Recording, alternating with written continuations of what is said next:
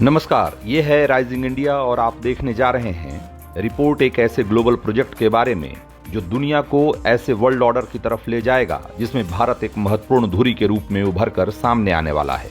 Bharat, middle east, Europe और America एक ऐसा इकोनॉमिक कॉरिडोर बनाने पर सहमत हो गए हैं जो भारत से शुरू होकर मिडिल ईस्ट होते हुए यूरोप तक जाएगा, यानी दुनिया के ट्रेड मैप पर एक आधुनिक सिल्क रूट आकार लेने जा रहा है। जियोपॉलिटिक्स के हिसाब से इसे एक ऐसा ग्लोबल प्रोजेक्ट माना जा रहा है जो वर्ल्ड ट्रेड में चीनी दबदबे को जबरदस्त चुनौती देने वाला साबित हो सकता है। आखिर क्या होगा इस इकोनॉमिक कॉरिडोर में और कैसे इसकी वजह से भारत का रुतबा दुनिया के मंच पर और बढ़ने वाला है, ये सब विस्तार से बताएंगे। लेकिन अगर अभी तक आपने हमारा चैनल राइजिंग इंडिया सब्सक्राइब नहीं किया है तो बदलते भारत के बढ़ते रसूख से जुड़ी खबरों के लिए हमें जरूर सब्सक्राइब कर लें। आज हम सब ने एक महत्वपूर्ण और ऐतिहासिक समझौता संपन्न होते हुए देखा है।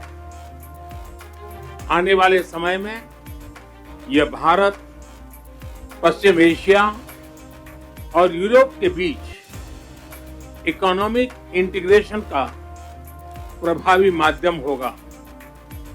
यह पूरे विश्व में कनेक्टिविटी और विकास को सस्टेनेबल दिशा प्रदान करेगा।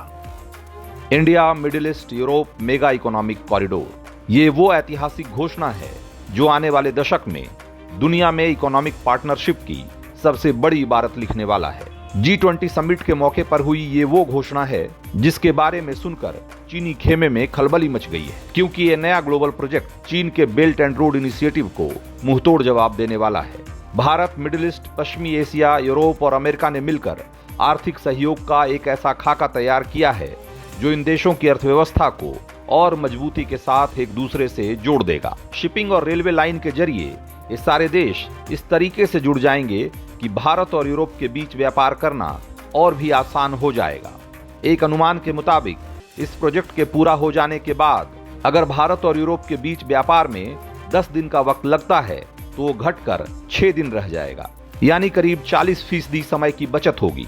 जाहिर सी बात है, इस कॉरिडोर की वजह से इन देशों के बीच ट्रांसपोर्टेशन खर्च में भी बड़ी कमी आएगी, जिससे व्यापार को बढ़ावा मिलेगा। अमेरिका इस प्रोजेक्ट में बड़े पैमाने पर निवेश करने को तैयार हो गया है, क्योंकि उसे लगता है कि इस प्रोजेक्ट में वो क्षमता है जो ग्लोबल ट्रेड में चीन के दबदबे को चुनौती दे सकता है। हैरानी की बात नहीं कि बाइडेन ने इस इकोनॉमिक कॉरिडोर के बारे में बात करते हुए कहा कि this is really big deal, और सऊदी अरब के crown prince Mohammed bin Salman इसे ऐतिहासिक करार दे रहे हैं। अभी तक Bharat, UAE, Saudi Arab, Jordan, Israel, European Union, France, Italy, Germany और यूएस इस कॉरिडोर का हिस्सा बनने को सहमत हो गए हैं। हालांकि सऊदी अरब और इजराइल के बीच राजनयिक संबंध नहीं हैं, लेकिन अमेरिकी पहल के बाद दोनों देशों ने इस कॉरिडोर में शामिल होने पर सहमति दे दी है। हालांकि अभी तक इसका ऑफिशियल मैप तो सामने नहीं आया है, लेकिन विशेषज्ञ मान रहे हैं कि ये कॉरिडोर कुछ इस तरीके से आगे बढ़ेगा। भारत से शिपिंग रूट से यूएई और फिर रेल लाइन के जरिए मिडिल ईस्ट, जॉर्डन होते हुए कॉरिडोर इजराइल के हाइफा पोर्ट तक पहुंचेगा, जो समुद्री रास्ते से यूरोप से जुड़ जाएगा। यूरोपियन कमीशन की प्रेसिडेंट उर्सुला वॉन डर लेन ने पार्टनरशिप को ऐतिहासिक करार देते हुए कहा कि ये प्रोजेक्ट महादेशों और सभ्यताओं के बीच एक ग्रीन और डिजिटल ब्रिज की तरह काम करेगा। उर्सुला ने कहा कि कॉरिडोर के पैरेलल ऐसी केबल्स बिछाई जाएगी जिसके जरिए इलेक्ट्रिक और हाई स्पीड डेटा का ट्रांसमिशन और भी आसान हो जाएगा। Partnership for global infrastructure investment के तहत बनाए जा रहे इस मेगा इकोनॉमिक कॉरिडोर को लेकर चीन किस कदर चिढ़ गया है, इसका अंदाजा इस बात से लगाया जा सकता है कि चीनी कम्युनिस्ट पार्टी का माउथपीस ग्लोबल टाइम्स ने एक ट्वीट कर कॉरिडोर का मजाक उड़ाते हुए लिखा कि अमेरिका को चीन के बॉर्डर रोड इनिशिएटिव की नकल करने की बजाय अपने देश के भीतर इंफ्रास्ट्रक्चर के निर्माण पर ज्यादा ध्यान देना चाहिए। चीन रोड एंड बेल्ट इनिशिएटिव के तहत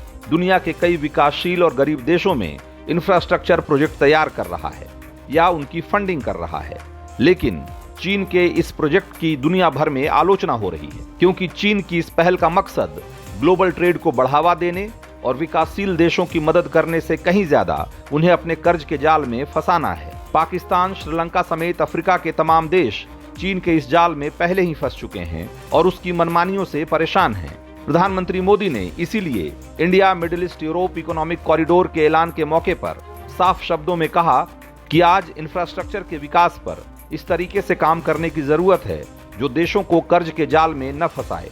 जिस विजन के साथ इस मेगा कॉरिडोर का ऐलान हुआ है, अगर उसी रूप में वो हकीकत बनता है तो दुनिया के एक बड़े हिस्से के लिए ये समृद्धि का महामार्ग साबित हो सकता है। दोस्तों, अगर आपको ये रिपोर्ट पसंद आई हो तो इसे लाइक और शेयर करें और बढ़ते भारत की रोचक खबरों के लिए देखते रहिए राइजिंग इंडिया रिपोर्ट।